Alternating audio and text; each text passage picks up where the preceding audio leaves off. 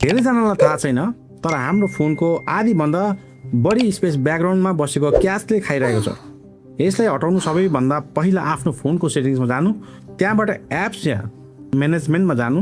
अब तपाईँले सबैभन्दा धेरै चलाउने एप्स जस्तै फेसबुक, टिकटक या इन्स्टाग्राममा क्लिक गर्नुहोस्। त्यहाँ स्टोरेज युजेसमा क्लिक गर्नुहोस्। अब तल देख्नुहुन्छ क्लियर क्याचेस, यसलाई क्लिक गरिदिनु।